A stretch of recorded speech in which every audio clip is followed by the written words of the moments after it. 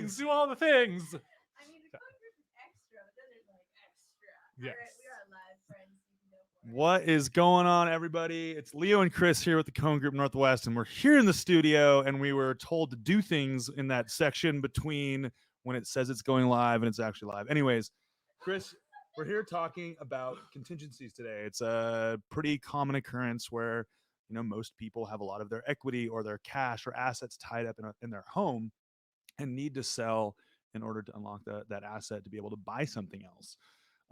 And we've been coaching people on some unique strategies in this market. Mm-hmm. And a huge part of what you do is preparation, right? Oh, yes. I'm the preparation guy.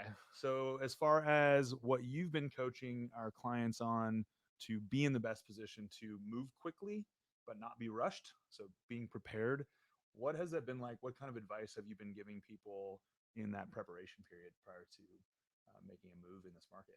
Sure. So my best advice is to get everything done as if you're going to list it immediately. Have everything done from the photos to the cleaning and the videos and just anything you need to do to get your house listed for sale. I would do all that up front. That also includes a lot of the paperwork, which can be a little bit heavy, so doing your homework and getting all that out of the way. The goal in that is that when you go to write an offer, you can actually put out your home on the market within a day, maybe two at the most. So again, if you have all your photos in line and all the paperwork's been done and all we have to do is basically click one button to get it live on the market, you're going to be ultra competitive in that offer because it's almost as if you don't have anything to do because you're just going to put it up right away. Yep. Yeah, and I think that's huge because I think what we've been seeing is that proactivity is the key. Yes. Part of proactivity is preparation. The other piece is making sure that when the seller of the house that you're potentially going to be putting an offer on looks at you as a buyer profile, they want it to be the least risk possible in the best situation for them. We're in a seller's market. That's what we have to do, present you as the best possible scenario. So preparation as if you're about to go on the market is key. The other piece is there are some strategies. Once you've gotten that done, you've sat down with Chris, you've gone through all the paperwork. It's as if you're going on the market, and then you find that house that you want to go for.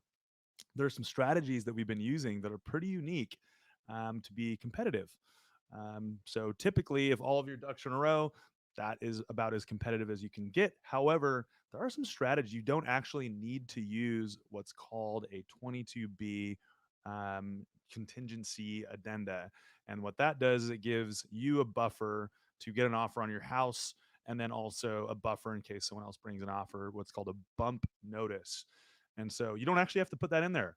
As long as you disclose that your funds are contingent on the sale of your house or selling Bitcoin or Dogecoin or tables or whatever it is, you have to disclose where those funds are coming from if they're not cash, liquid cash, right? Correct. Yep. So actually had a couple scenarios recently where they were prepared. So they went through the preparation as if they were going to list. They were able to not put that in their offer. And then all of a sudden, it's a little bit riskier to the buyer, but it's a stronger, more competitive offer. So giving them a little bit more edge in competing with offers that aren't contingent, right? So I think it's important in this market to set yourself up to ultimately present yourself as the best possible buyer profile and then be willing to take some risk, right? We don't have this ability in this market to make little jumps. You have to kind of make bigger assessments on the risk and then make bigger jumps. That's just what you have to do right now. Exactly. And I like another piece of that preparation is also finding out how fast your listing is going to sell.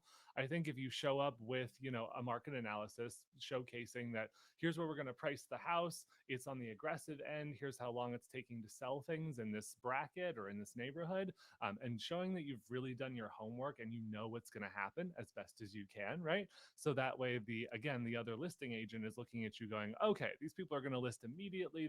It's going to sell within 5 days. There's not a lot of concern. Just showing that you have it all together. You've done all the prep work, so they don't have any reason to question, or rather the sellers don't have any reason to question whether you're going to follow through or not. Absolutely. And as far as comfort goes, this is not a time when we can be super comfortable. And so there is another option, and that's selling your house, finding a rental, and being able to buy non-contingent. So that's another option. And then the last option, which we actually have been seeing quite a bit more in this market when you are the seller, is buyers giving you the flexibility to rent back. So getting it closed, let's say within 30 days, and sometimes getting 30, 45, even up to 60 days rent back so that you actually can occupy your house for 3 months, have the cash in hand when you close, and then ultimately go out and shop for a couple months while not moving from your house. So there's lots of options. If you're in that situation, let us know. We're happy to just coach you. There's no pressure to sell, but just get your options, get the education so that you can make a good decision while the market is good in many different ways. Absolutely. I like that. And that's something to keep in mind is that once you are closed, you have 60 days to move in for most people who are using it as a primary residence. So there is an option to rent back. Just keep in mind that if your buyer is using a mortgage, 60 days in the house is the rule. So, Yeah. Got to move in, got to occupy. So if anybody has any questions, let us know. We're going to be tackling topics like this that I think are pretty hot in today's market. Let us know if you have any questions. Reach out to us through Facebook, Instagram, email, call, text, all of the above. We're here to educate and answer your questions. Thanks for joining us today. yes, I'll see you guys